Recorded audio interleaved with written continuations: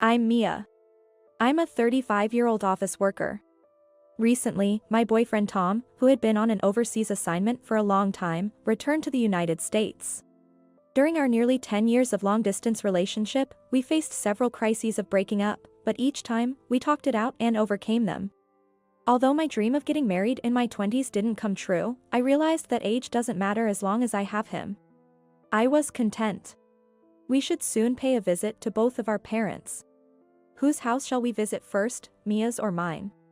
Tom asked me this during our date, and I found myself at a loss for words. Well. As I hesitated, he looked puzzled. Hey, you're not going to say you don't want to marry now, are you? I've finally managed to return to the United States. No, it's not that, it's just.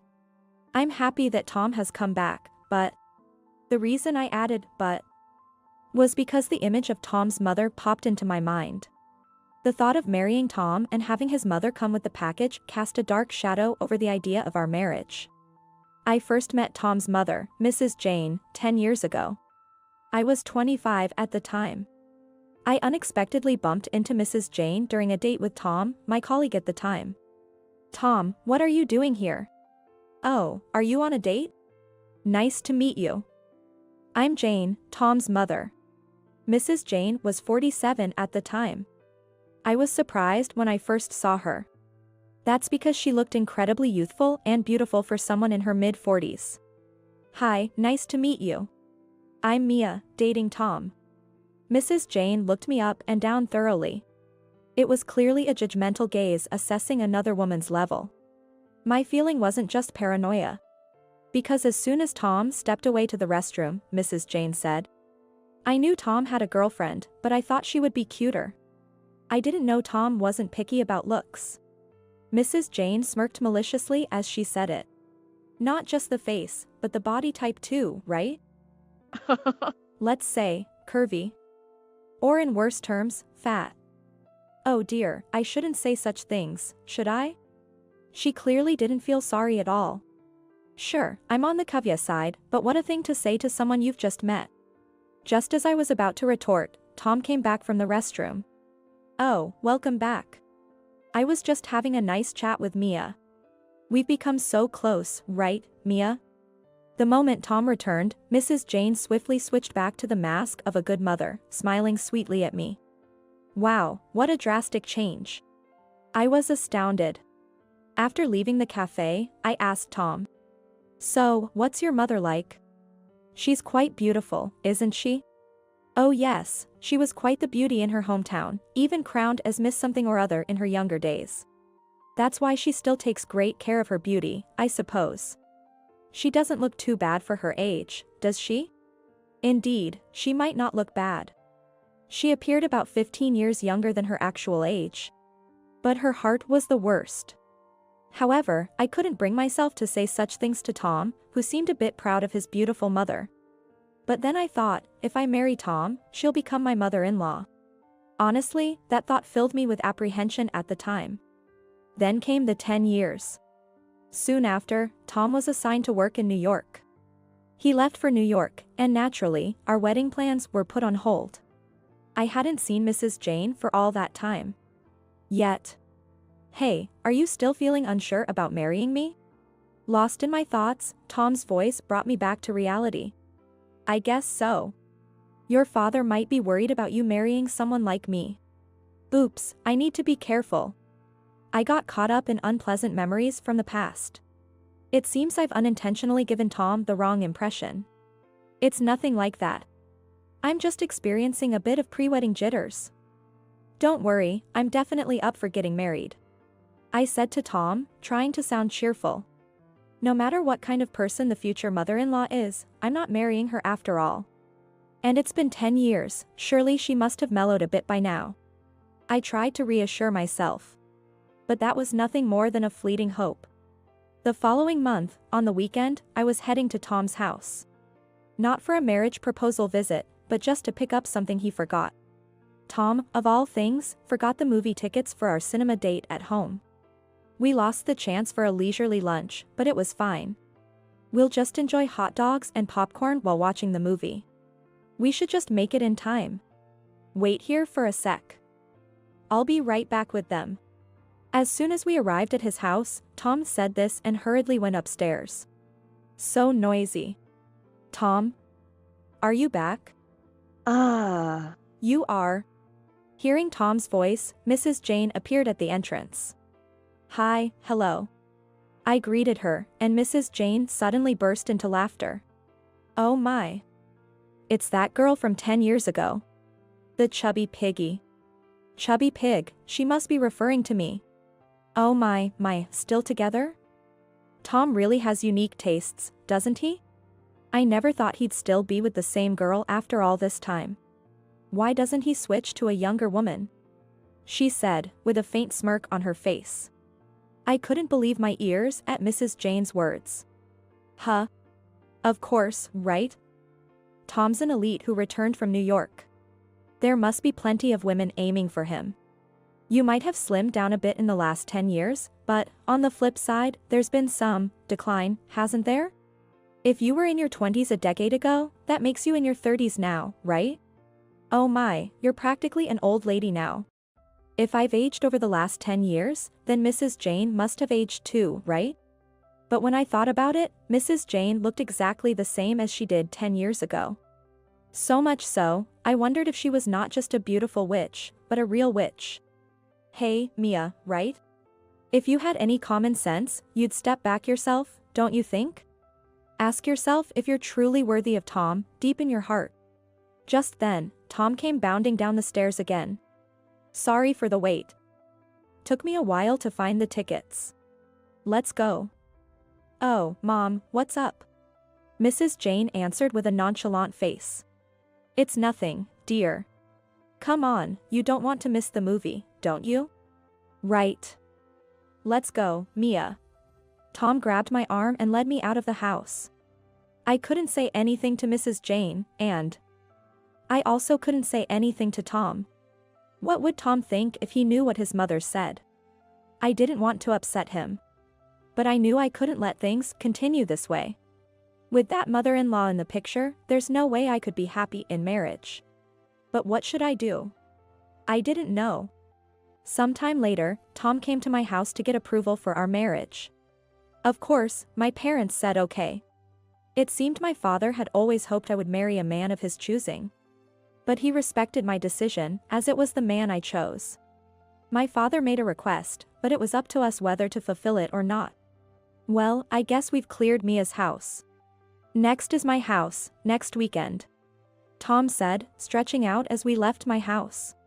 Yes. At Tom's house, Mrs. Jane would be there. I would need to get her approval for our marriage. Will it be okay? As I felt anxious, Tom reassured me, it'll be fine. I'm with you, which eased my worries a bit. And then, finally, the next weekend arrived. My heart was pounding. What's up, Mia? Are you nervous? Seeing me taking deep breaths, Tom laughed. I understand. I was super nervous when I went to greet Mia's parents too. Especially since your dad is my boss. But it's okay, both my parents are easygoing. You've met my mom before, right? It's precisely because I've met Mrs. Jane before, and because it's her, that I'm so nervous. In my mind, I screamed silently. Hello, welcome. You must be Mia. Nice to meet you, I'm Tom's father. As I opened the door, Tom's father greeted me warmly. Oh, welcome. Then Mrs. Jane appeared from behind. Seeing her, I shuddered. Her makeup was too much. It was like she was ready for a party with such intense makeup. Her eyes were shimmering with glittery eyeshadow. Her outfit wasn't a party dress, but it was something one might wear to the theater. It seemed like her preparation was more about establishing dominance than welcoming me. I discreetly checked my own outfit. My clothes were fine. My stockings had no runs, and my accessories weren't too flashy. My blouse was freshly laundered without a single wrinkle. My hair was neatly styled, and I had just touched up my lipstick in the restroom at the station. Then, as Mrs. Jane passed by me, she said, "You've got lipstick on your teeth." I quickly covered my mouth in panic. But when I checked in the mirror when no one was looking, there was no lipstick on my teeth. Mrs. Jane had lied just to see me flustered. I put my compact back into my bag and stared at my phone inside for a while. I couldn't help but think that today's greeting might just determine my fate. Mrs. Jane, carrying tea on a tray, entered the living room with Tom's father. "Mom, Dad, I'd like to introduce Mia. The person I want to marry, though Mom, you've met her already." Tom broke the ice, and I greeted them. "My name is Mia. I am happy to see you." Tom's father laughed and said, "Don't be so formal. If Tom chose you, we as parents don't have much to say about it. Our son isn't perfect either and might cause you some trouble, but we're counting on you. Right, Jane?" When Tom's father turned to her, Mrs. Jane smiled in a fluster.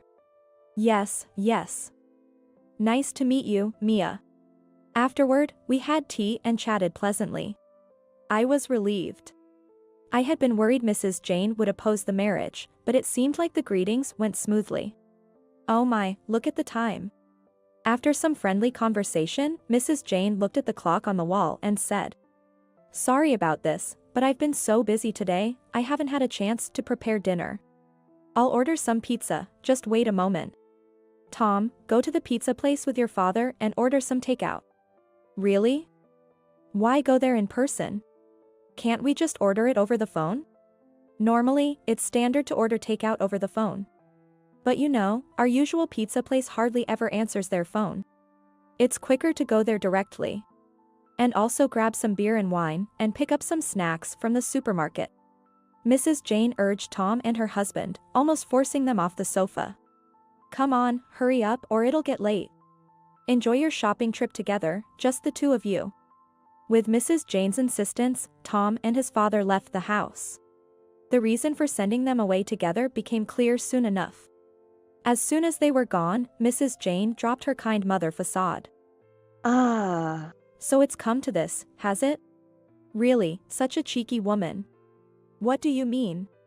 Mrs. Jane, lounging on the sofa with her legs crossed, said, "I've always told Tom that a woman like you isn't suitable for him. You lack the decency to step back on your own. Really, with Tom's looks, he could get a much more beautiful, younger woman. Here you are, an older woman, clinging onto him before he even know what to do. Acting like once you've set your sights on your prey, you'll never let go, showing up brazenly for a marriage introduction." I had to ask, "What exactly about me do you find so displeasing?" "Everything. Everything about you trying to take Tom from me. Just the thought of it irks me." I defended myself. "But, Tom likes how I look. I know I'm not a world-class beauty, but..." Mrs. Jane laughed mockingly. "Think about it. If Tom has children, they'll be my grandchildren. If they're not cute, I couldn't bear to call them my grandchildren. Imagine, inheriting handsome genes and then marrying someone with a plain face, diluting the DNA." Mrs. Jane then leaned in so close I could feel her breath. "Listen here. Even if you marry Tom, I'll never accept you as my daughter-in-law. I'll find a way to break you up even after the wedding. Then I'll find him a younger woman, as beautiful as me. Though finding someone as beautiful as me is hard, of course." I gripped my bag tightly that was lying beside me. "So, if I leave now, would that satisfy you, Mrs. Jane?" "Well, yes. If you could just disappear forever, that would be wonderful." "I understand," I replied. "I'll do as you say." "That's right, that's what you should do. And don't bother telling Tom or my husband. It's useless. I'm always the dutiful wife and kind mother. No one would believe you." Then Mrs. Jane stood up from the sofa, looking down at me, and said, "Don't ever show your dirty face here again. It offends my eyes." Just then, the sound of the front door opening could be heard. "We're back." Suddenly, Mrs. Jane burst into tears. "What's wrong?" In my confusion, Mrs. Jane turned to the two men who had just entered the living room and accused, "It's awful. Mia verbally attacked me while you were gone. I don't think I can ever get along with her." Huh? I was astonished. When did I ever verbally assault Mrs. Jane? Mia said she'd rather not care for us when we get old. Even saying it would be better if we went to heaven sooner rather than later. And that she'd treat us horribly if we became senile. Oh, I can't even say it. She's scary. Mrs. Jane clung to Tom's father, playing the victim. How could you, Mia? Tom's father frowned at me. You seemed like a good person, but I can't believe you'd say such harsh things. No, that's not true. I didn't say anything like that. In fact, I was the one who was verbally abused. As I tried to defend myself, Mrs. Jane cried out in tears. Liar. Do you think I'm such a rude person? Then show some proof. That's right. I can't believe my wife would lie. Tom's father seemed completely on Mrs. Jane's side. Tom started to say something, but I stopped him. If you're talking about proof, there's no evidence that I insulted Mrs. Jane either, is there? Well, that's true. My calm rebuttal seemed to overwhelm Tom's father. If there's no evidence for either side, it just becomes a pointless argument. Unfortunately, I do have evidence on my side. What? Mrs. Jane, in utter shock, stopped her fake crying and exclaimed. It seemed she never dreamed I would have evidence. I've been recording on my phone since I arrived. Considering Mrs. Jane's previous remarks, I thought something like this might happen. I'm glad I was cautious.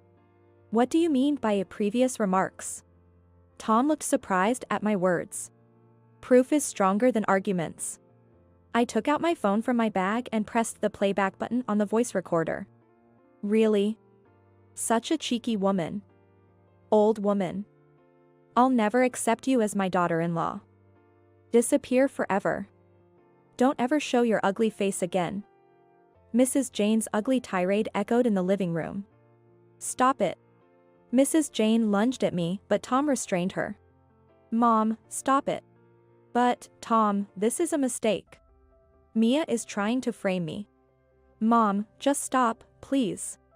Tears welled up in Tom's eyes. Realizing the true nature of his mother must have been devastating. I sympathized with Tom, but there was no turning back now. I've been verbally abused by Mrs. Jane since I first met her 10 years ago. It's because she's beautiful and I'm just average. But no matter how beautiful someone is on the outside, I can't accept someone so ugly at heart as my mother-in-law. So, I won't marry Tom and, as you wish, I'll never come back here again. Wait, Mia. My wife was out of line. Let's talk this over again. Tom's father, flustered, apologized, but Tom had something to say. It's impossible now, Dad. It's not just about Mia. I can't accept such a woman as my mother anymore. You probably don't want to be a family with Mom or Dad anymore either. So, I've decided to follow Mia's father's request and become an adopted son-in-law in Mia's family. What? Mrs. Jane exclaimed in shock. Mia's dad is the president of the company I'm working for, Tom explained. So, Mia is not only my colleague but also the president's daughter. When I visited Mia's house to greet them, her father pleaded for me to become an adopted son-in-law. I was undecided about taking over the company, but I've just made up my mind. I will take Mia's last name and live as a member of her family. But, Tom, what about this house? Mom, do you really think I would take over this house? Do you seriously believe that? Tom was in tears. Standing beside him, Tom's father patted Tom's shoulder, saying, If it's Tom's decision, I won't say anything. I'm sorry for making you make such a sad decision. I'll make sure Mrs. Jane doesn't complain. I interjected. Yes. I would like to thank you for that, but... Huh? Tom's father looked up, puzzled. It seemed he had only heard a part of the recording earlier. Tom had listened carefully and was deeply shocked. As much as it pains me to make him listen again, the truth must be revealed. With a heavy heart, I said, Dad, you might get busier in the future. There will probably be a need for things like DNA testing. I pressed the play button on my phone again. Stop it. Stop. Stop. Don't listen to it. Mrs. Jane panicked, realizing what was about to be played. But it was too late. As Mrs. Jane's voice from the phone said, I received handsome genes and bore a good-looking child, and my child's spouse had a poor face. Wouldn't it dilute the DNA? Tom's father's face turned furious. What the? The ensuing chaos was something I'd rather not remember. Tom's father lunged at Mrs. Jane, and Tom and I desperately tried to stop him, while Mrs. Jane screamed and cried. The commotion was so intense that the neighbors called the police. Months later, Tom and I married. As he declared, Tom became an adopted son-in-law and estranged himself from his mother. However, he didn't sever ties with his father. The real parent-child relationship was denied through DNA testing, but they had lived as father and son for over 30 years. If Tom and I have children in the future, we plan to show their faces to their grandfather. Tom's father and Mrs. Jane are getting divorced. Mrs. Jane was sent back to her parents' home, where she was unwelcome and eventually cast out, and now her whereabouts are unknown. Well, knowing her, she's probably being disliked wherever she goes for constantly speaking ill of others. Mrs. Jane, who once effortlessly maintained her witchy charm in a life of luxury, might now deteriorate into a mere witch, struggling with her new hardships. That's what I think.